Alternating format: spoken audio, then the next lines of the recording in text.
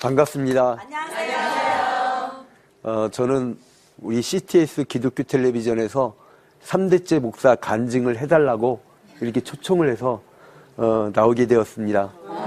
저희 할아버지 목사님께서는 1960년대부터 70년대까지 대부흥의 역사를 일으켰던 양춘식 목사님이시고 인천 성광교회를 담임하시다가 하나님의 부르심을 받고 소천하셨습니다.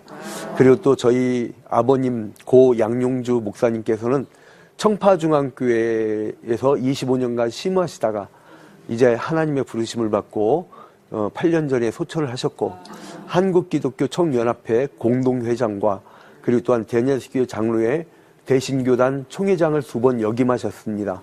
그리고 또 한국장로교회 총연합회 회장님을 역임하셨고요. 또 저희 작은 아버지께서는 해외 선교에 굉장히 유명세를 떨치고 있습니다.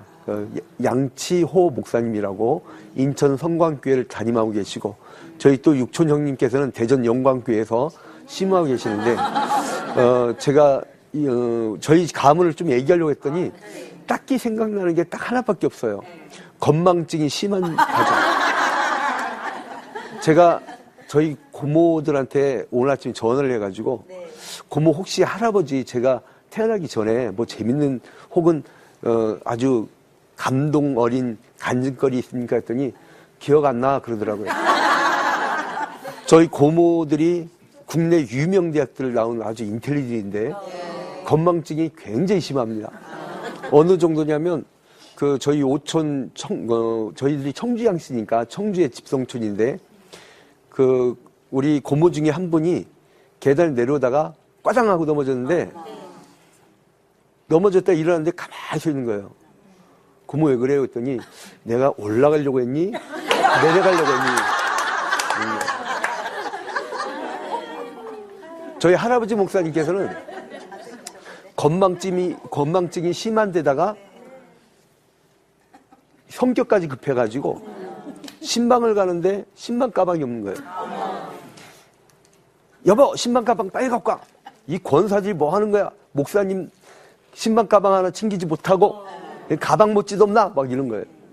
그런데 화가 나셔갖고 결국 못 참고 에잇 하고 나가는데 한 손에는 뭐가 보이고 한 손은 빈손이고 한 손에 뭐가 보이고 가만히 보니까 이게 신방 가방이더래요. 저희 할아버지 목사님께 60년대 70년대 부흥회 다니면서 이 예언은 하도 많이 하셔갖고 한국교회 유명한 이야기가 되었습니다. 그런데 이제 저희 할아버지 목사님께서는 또 성격도 급하다고 말씀드렸잖아요. 어렸을 때 평양에서 여러분 김믹두 목사님의 안악산골 책에 보면 저희 할아버지 목사님이 등장하는데요. 할아버지 목사님이 어렸을 때 성격이 얼마나 급했냐면 동네 개가 가서 물더래요. 물리면 우리가 보통 도망가잖아요. 근데 저희 할아버지 목사님은 개하고 같이 개를 물어버리더래요. 큰 개를. 같이 물어가지고 개가 져갖고 도망가더래요. 굉장히 강한 성격이셨는데 하나님이 그런 강한 성격을 준 이유가 한국교회 대부흥의 역사를 일으키라고 그런 베드로와 같은 기질을 주지 않는가 이렇게 생각을 합니다. 그런데 저희 할아버지께서는 고 양춘식 목사님께서는 보통 월요일날 새벽 기도회를 마치면 무조건 이 부흥회를 나갈 준비를 하고 금요일까지 부흥회를 나갔습니다. 부흥회를 나가면서 월요일날 저녁 7시부터 시작되면 저녁 7시에서 10시 반까지 아마 오늘날 3시간 반 목사님이 설교하면 아마 시험 들 사람들이 대부분일 겁니다. 자기 목사님 30분만 넘으면 그 다음 또 고개를 떨구는 교인들인데 그런데 우리 할아버지 목사님께서 이제 그 다음날 새벽이 되면 새벽 5시부터 7시까지 또 밥 먹고 아침 10시부터 12시 반까지 잠깐 밥 먹고 1시부터 오후 내내 또 성경 공부 그리고 또한 저녁 7시부터 저녁 10시 반까지 또 부흥회 그래서 자기 전에는 목소리가 아주 쇠소리 그런 쇠소리가 날 정도로 열정적으로 복음을 증거했습니다. 그러한 열정을 가졌기 때문에 한국교회가 이렇게 부흥되지 않았는가. 중부권 일대에 대붕의 역사를 일으켰던 저희 할아버지 목사님이고 27개 교회를 개척하셨고요. 충남 서천군 장항읍에서 이제 목회하시다가 갑자기 어느 날 인천으로 가자 그러더래요. 왜 그런가 했더니 하나님께서 그 당시에는 주계장막이라고 해서 중국이 개방되지 않았던 당시입니다. 활짝 열릴 거라고. 비행기도 엄청나게 떠다닐 거라고. 그러면서 무조건 인천을 오셨대요. 그 벽돌 하나를 놓고 기도하면서 하나님 이곳에 큰 주님의 성전을 지어달라고. 우리 할머니가 얼마나 한심스럽겠어요. 옆에서 보면서 자식들이나 굶기지 말라고 그런 표정으로 봤겠죠. 근데 저희 할머니가 굉장한 또 가문의 분인데 설성동, 그러니까 설자, 성자, 동자 그 할머니가 그 개성 출신이고 그 집안이 거의 다 의사들이에요. 굉장히 고급 가문에서 이렇게 가난하고 배고픈 목회자의 가정에 시집을 왔으니 얼마나 힘들겠어요. 또 생활비도 제대로 갖다 주지 않고 그 돈이 생겼다면 고아나 아니면 가난 신학생들. 그리고 옛날에 대한신학교라고 야간에서 저희 할아버지 장학금을 받고 공부한 사람들이 굉장히 많습니다. 그들 중에는 지금도 저를 돕겠다고, 갚아야 된다고. 이제 이런 분들이 있습니다. 그래서 선친들이 씨를 많이 뿌려야겠구나. 그래서 저는 거저 먹는 것 같아요. 목회도 거저 먹고. 자꾸 거저 먹다 보니까 이마가 자꾸 휘어있는데. 저희 할아버지 목사님께서 또 이제 아주 모범되는 일화가 있는데요. 교회에서 목회를 오래 하셔서 집도 없고 그러니까 그 당시에는 다 연탄 떼던 당시인데 할아버지에게 기름 보일러 집을 해줬어요. 1970년대 기름 보일러면은요, 대단한 부잣집이에요. 큰 2층짜리 집을 지어주고 이렇게 드렸는데 다음날 재정부가 보니까 헌금 봉투 안에 집문서가 있더래요. 저희 할아버지 목사님이 그걸 다시 바친 거예요. 그래서 뭐냐면 목회자는 교회만 있으면 되지 교회는 사적 재산이 있으면 안 된다. 목회자는. 그래서 저희 할아버지께서 돌아가셨을 때에 남긴 재산이 없어가지고요. 저희 작은 아버지하고 고모들하고 저희 아버님이 얼마나 화목한지 몰라요.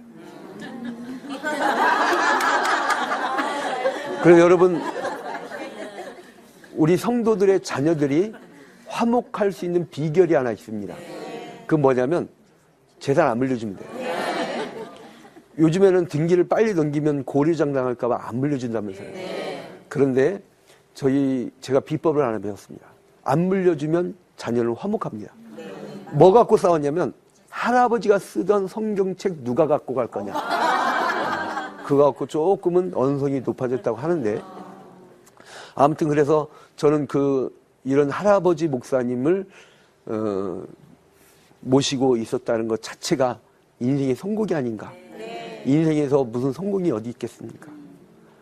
그리고 또 저희 아버지 목사님께서는 6.25 전쟁 때 남매들이 죽고 굉장히 힘든 고생을 하면서 이제 자라왔는데 저희 아버지 목사님께서 고아하면서도 좀 머리가 좋았나 봐요.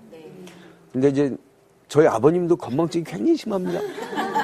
교인이 왔고 목사님 죄송해요. 제가 그때 너무 실수한 것 같아요. 그런데 저희 아버님이 활짝 웃으면 괜찮다고. 근데 저한테 뭐라 하시면 그런 일 있었니? 하고 물어보는 거예요. 그러니까 기억 자체를 못 하시는 거예요. 그러니까 저희 가문은 대대로 건망증의 가문.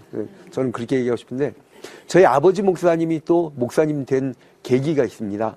원래 육사 진학하려고 이제 준비를 하고 있던 차에 이제 육사를 진학하게 됐죠. 이제 입학만 하면 되는데 저희 아버님께서 갑자기 결핵에 걸린 거예요.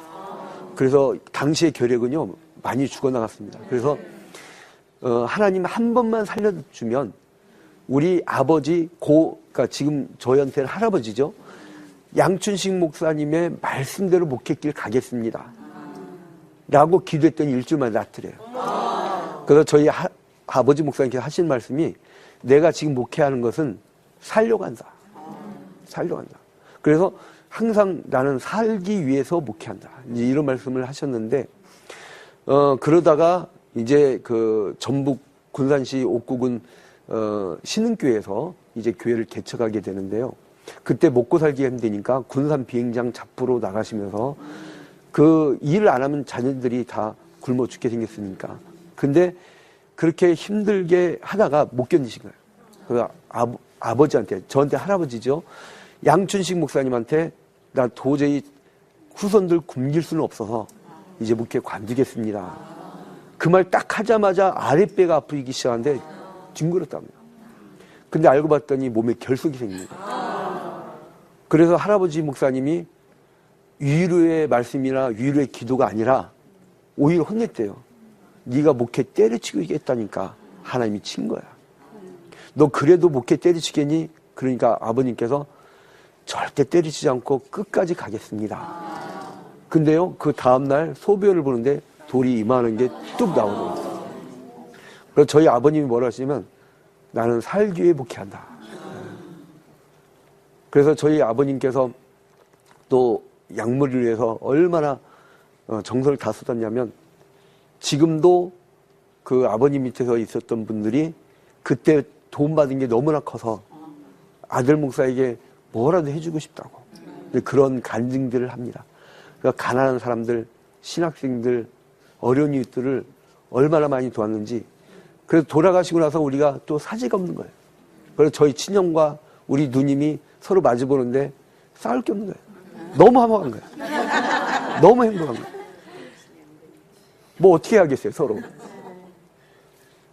그래서 저 또 비법을 배웠습니다. 후손을 화목하게 만드는 방법. 유산을 물려주지 마라. 차라리 고아원, 양로원, 교회, 차라리 좋은 기관에다가 헌물하는 것이 더 낫지. 육선이 집에 그득하여 불화한 것보다 가난하여도 화목한 것이 더 나으니라. 저희 아버지 목사님께서는 또 한국교회가 분열되는 것을 안타깝게 생각하면서 이제 연합운동에 뛰어들어가지고요. 한국기독교 총연합회 만들 때 한경지 목사님과 함께 그 만들 때에 주춧돌 역할을 하셨고, 그리고 공동회장까지 하시다가 이제 하나님의 부르심을 받고 소천하게 됩니다. 그래서 나중에는 이제 전북 군산으로 할아버지의 명령에 따라 내려갔다가 다시 충남 서천군 장안금에 올라오셔가지고 목회를 했는데, 거기에서도 목회를 열심히 해가지고 서천군에서는 제일 큰 교회로 성장시켰습니다. 그리고 제가 그 당시에 장항 유치원 다니고, 제가요, 초등학교를 못 나왔습니다. 죄송합니다. 국민학교 나왔어요. 장항, 중앙 국민학교를 나왔는데, 그때 당시에 제가 기억나는 게 저희 아버님 삼천리 자전거를 타고 들로 산으로 논길로 그렇게 열심히 그 신방하고 양들을 찾아다녔던 그 모습. 그래서 다른 게 없구나. 한국교회가 사는 방법 한 가지다. 할아버지 목사님처럼 정말 온몸을 다해서 하루 종일 복음을 증거하는 모습. 저희 아버님처럼 열성을 다해서 목회하면 한국교회 결코 망하지 않는다. 그런데 이제 장항에서 목회를 하다가 저희들 이제 자녀들을 서울로 보냈는데, 저희들이 이제 아무래도 와 있고 그러니까 아버님 목회가 불안한 거예요. 그래서 저희 아버님께서 이제 결국 서울에서 저희 아버님을 모시고 가겠다는 청파중앙교회가 나타났습니다. 그 당시에 그 교회가 신학교 강당을 빌렸었던 교회라서 교회당 건물을 갖고 싶은 것이 꿈이셨고, 그리고 온 정성을 다 거기에 쏟았습니다. 그러다가 신경을 하도만 있어가지고 심장병에 걸려서 이제 그 심장병 걸린 지 수술을 하고 5년 만에 이제 소천을 하시게 된 거죠. 근데 저는 저희 아버님은 여한이 없다고 봅니다. 왜냐하면 그 전날 교인들 김장한다고 해서 그 직접 트럭도 몰고 부교육자들 계신데, 그리고 이제 저녁에는 다른 교회 재직쌤이랑 인도하시고, 다음날 새벽기도 인도하고, 그리고 화요일날 아침에 교육자 회의를 인도하시다가 거기에서 쓰러져서 순직하셨습니다. 그러니 여한이 없이. 그래서 저희 아버님이 입버릇 절버릇하면 나는 최선을 다해 뛰다가 과로로 죽을 거라고.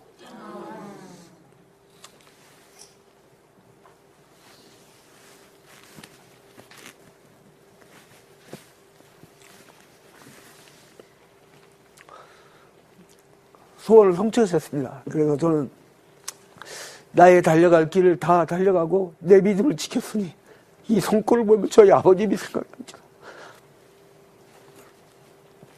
그러다 보니까 그 기질이 살아서 그런가 제가 무엇을 하든지 복음과 관계된 일이라면 밤잠을 자지 않고 반드시 해내는 그 성향이 생겼습니다.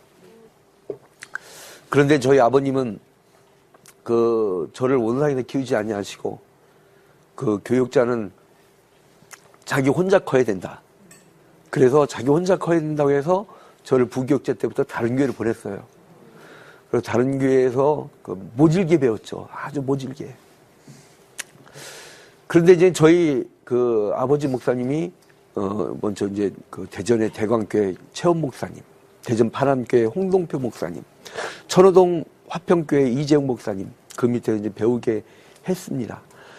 그 과정에서 신학생 시절에는 먹을 게 없어가지고 제 아내 최영신 전도사는 먹을 게 없어서 일주일 동안 금식 기도도 하고 굉장히 저희 한 사람이 또 신학생 시절에 생계를 꾸려야 되니까 유치원 교사로 또 출근을 하고 그래서 저는 뭘 배웠냐면 최선을 다해서 살아보려고 하면 저는 그래서 요즘에 돈 없어서 결혼 못한다는 사람은 이해가 안 가요. 제가 전도사 사례비 8만 원 받을 때 결혼했거든요. 그러니까 주로 저희 가문은요 대대로 부잣집 딸내미들 데려다가 고생시키는데 아주 뭐가 있어요. 할아버지 목사님은 개성의 큰 부자 의사 가문에 그것도 이화여전 나온 최고 인텔리를 데려다가 그 생고생을 시키고 저희 아버지 목사님은 할아버지 목사님 부흥회 인도하다가 저희 아버지가 하도 가난하고 없으니까 삽교에서 부흥회 인도하다가 삽교에서 제일 부잣집 딸 명하나 내 아들한테 시집 올 거라. 하나님이 뜻이라는데 그 강단에 나온 말이라 우리 어머니가 아멘 하고 순종한 거예요. 저희 안사람도 한국산업은행 지점장급 강남에 아주 그 당시 고급 아파트에 살았던 부잣집이었어요. 그 가문 대대로 3대째 목사를 자랑할 게 아니라 3대째 갑부집 딸들을 지질나게 고생시킨 그 가문의 역사를 갖고 있습니다. 어떻게 부잣집 딸이 일주일 동안 먹을 게 없어서 금식 기도를 하겠습니까? 그러고 보니까 제가 영적으로는 참 어떻게 보면 은인이네요. 언제 그 부잣집 딸이 배고파서 금식 기도를 해보겠냐고요. 그것도 한편 은혜입니다. 그런데 이제 저 또한 개척의 길로 이제 가게 되지요. 근데 개척의 길로 갈 때 제가 어떤 특별한 사명이 있었던 건 아니에요. 아직 더 배워야겠다라는 생각을 했는데 천호동 화평교회 이재용 목사님 밑에서 부교육자 생활할 때 그 전날 제 잠을 못 잤어요. 주일 시간을 꼭꼭 조는데 목사님이 뭐라 하는데 제가 노를 안 했습니다. 저희 아버님께 뭐라면 부교육자는 무조건 예스해라. 그래 배운다. 그게 버릇이 들어가지고요. 주일 시간에 목사님 뭐 해라 그러면 네 그랬거든요. 근데 깜빡이 졸고 있는데 목사님이 뭐라 했는데 네 그런 거예요. 그러더니 다들 박수를 치다고요. 아 뭐 좋은 일 있었나 보다. 근데 그 당시 어떤 일이 있었냐면 경기도 하남시에 하남교구를 관장하는 그러한 예배 초소가 있었어요. 교구 관리처죠. 그런데 거기를 노재인 집사 부부라고 약사 부부가 분양을 받아놓고 파키스탄 단기 선교사로 나갔습니다. 근데 단기 선교사로 나가게 되니까 어떻게 비잖아요. 그래서 교회에다가 알아서 관리해달라고. 근데 관리해달라고 했는데 그걸 관리하다가 그 교회가 잘 안 된 거예요. 그러니까 교구 관리처가. 근데 조회 시간에 무슨 얘기를 했냐면 목사님이 이젠 거기 가서 선임 부목사가 있었거든요. 전권희 목사님인데 전 목사 자네가 개척 나가지 그랬더니 목사님 아직 때가 아니라서 잘 아닙니다 그랬대요. 그랬더니 그러면 양진우 목사가 하려고 했더니 대뜸 네 그러더래요. 제가 그때 뭐 했어요? 졸았잖아요. 그런데 지금 지내어 보니까 우리가 전혀 느끼지 못한 사이에 하나님은 제가 조는 순간에도 하나님의 역사를 이끌어 가시더라고요. 제가 꾸벅 졸 때도 하나님은 개척의 역사를 펼쳐 가시더라고요.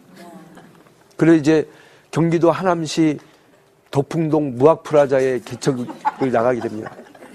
근데 거기에 십자가탑도 없고 외부에 간판도 없고 참 갑갑하죠. 안에 화평계를 조그만 거 하나 붙였는데 빌딩 안에 들어와야 그걸 볼 수가 있어요.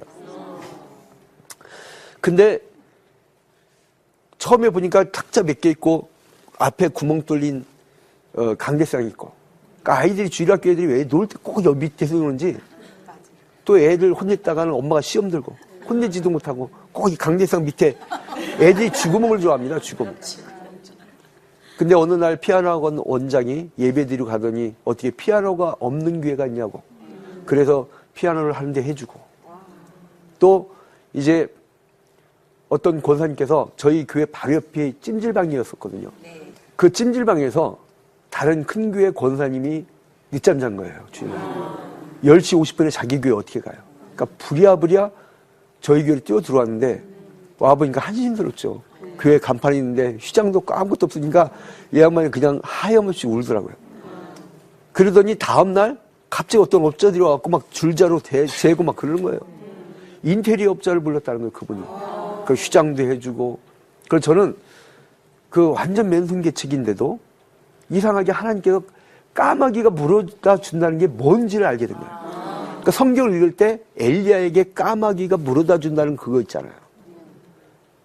그 역사는 지금도 하나님께 펼치시더라고요. 여러분, 까마귀가 여러분 가정에 아주 까마귀 떼처럼 오기를 주님의 이름으로 축원드립니다. 네. 까마귀 떼가 온 거예요. 그래서 이제 그러다가 그 건물 자체가 이제 경매에 넘어가게 됩니다. 그래서 이제 다 쫓겨나게 돼 있는데 그때 방법이 없잖아요.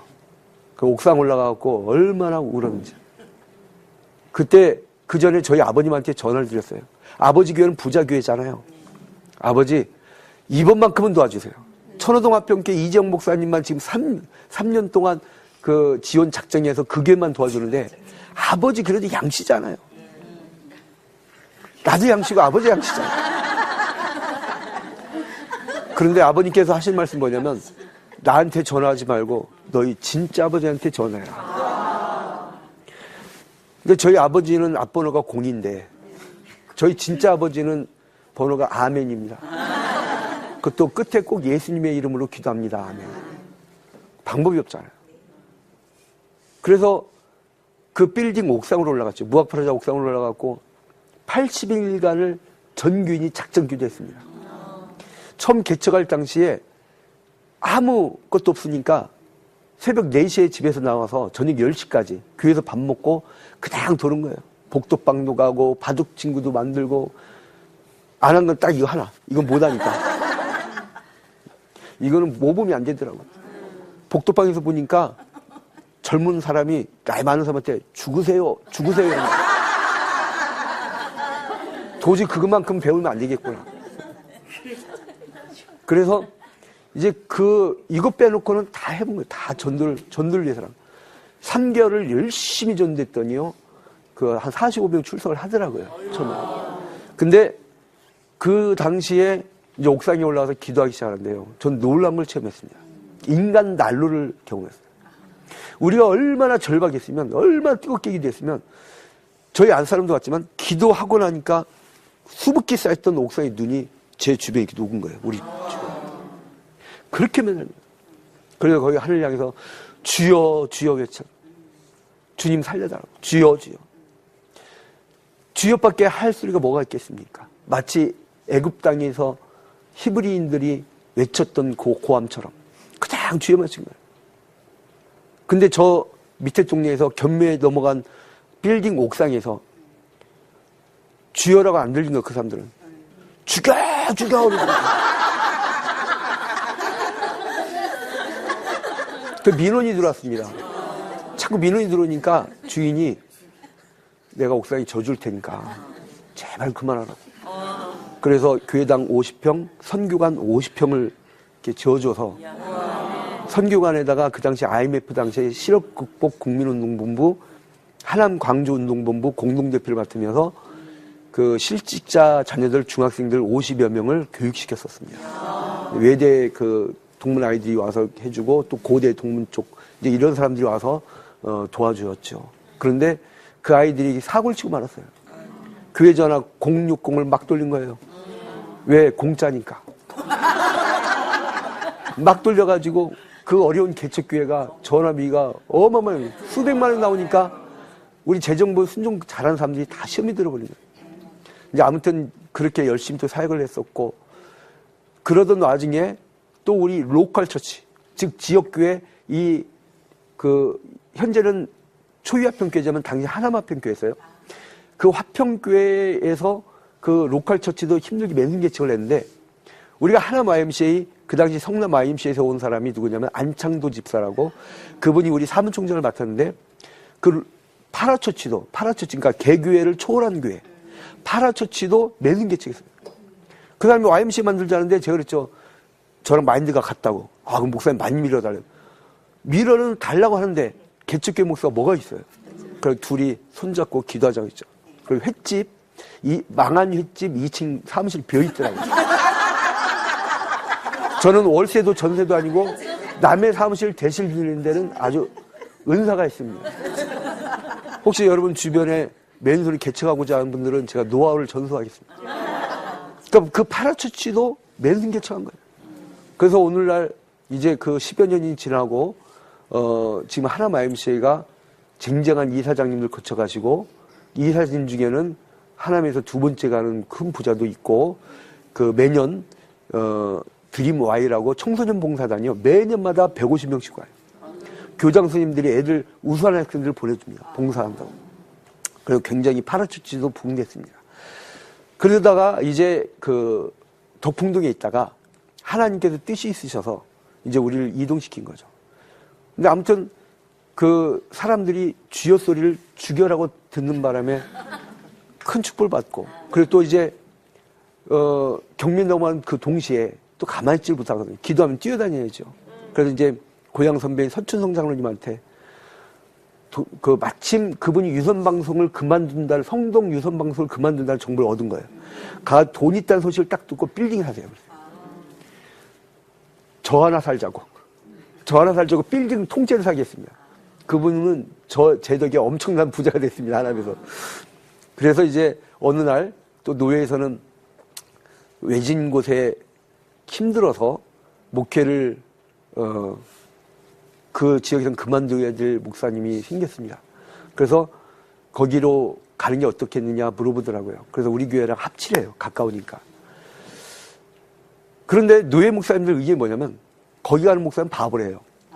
왜 분당이나 신도시 가지 왜 거기를 하냐고. 저는 모르고 가봤더니 실제 그래요. 아주 외길 2차선 다니고 꼬불꼬불 꺾어질 때마다 무덤이 있습니다. 꺾어질 때마다 무덤이 있고. 그리고 이제 차를 끌고 올라가다 보면 차가 내려온 차와 마주치면요, 이 백을 내줘야 돼요. 뒤로 가줘야 되는데 한참 갔다가, 그러니까 교인들이 교회 오려고 하면요, 어떨 때는 그 1시간 넘게 걸릴 때도 있었어요. 그러니까 거기다 가보니까, 그렇게 가보니까 더 기가 막힌 게 양철지붕 교회예요. 새마을운동 당시 파란 지붕 아시죠? 네. 근데 거기에 기둥을 세보니까 12개예요. 조그마한 교회당에 기둥 12개. 한심스러운 거죠. 성가대석 제일 뒤에 보니까 남자가 기역자를 꺾어줘야 성가를 할 수 있는. 그리고 이제 비만 오면은 바닥에 물이 찰랑찰랑 차는 거예요. 근데 저희 아버지 목사님이 아들이 통합을 해가지고, 교회가 좀 커졌다가 아버지가 왔다가 울고 가셨어요. 세상에 21세기 이런 것도 있냐고. 그런데 하나님께서 저를 보내는 뜻이 있더라고요.